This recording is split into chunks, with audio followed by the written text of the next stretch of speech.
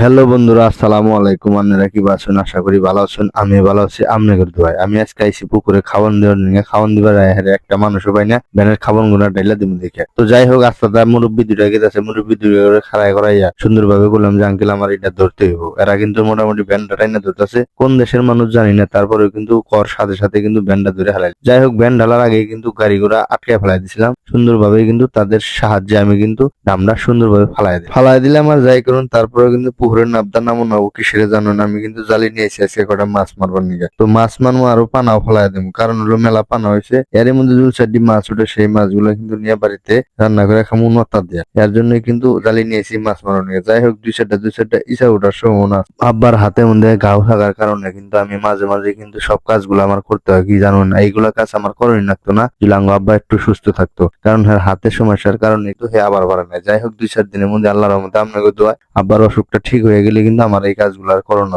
বাপের বড় ভোলা দিয়ে কিন্তু সব কাজ ধরে থাকুন নাই, কারণ লোকে জানুন সংসারের হাল কিন্তু বড় ভোলাই ধরে থাকে। তার জন্য কিন্তু সব কাজগুলো কিন্তু বড় ভোলারাই কিন্তু দেখে মেখে কাজগুলো সব সময়ের জন্য করে থাকে, কারণ হলো জানুন বাপের পরবর্তীতে কিন্তু বড় ছেলেরাই কিন্তু সংসারের হাল ধরে। যাই হোক, কথায় বার্তায় মোটামুটি অনেক কাজ বাজ করে ফেলাই দিলাম আপনাদের সামনে দেখানোর জন্য। তো যাই হোক, এখন কিন্তু ডাম ডুম দিয়ে হেরে এখন জালিটা দেওয়া শুরু করে দিব। এই ডামের মধ্যে যাই মাছ উঠবো, এই ডামের মধ্যে যেমন আমি শুরু করে দিয়েছি জালিটা গাড়া দেওয়ার জন্য, কারণ এর আগে কিন্তু নিকলা বিলি এইভাবে আমরা জালি ধুইতাম, একদম গাড়া দিতাম।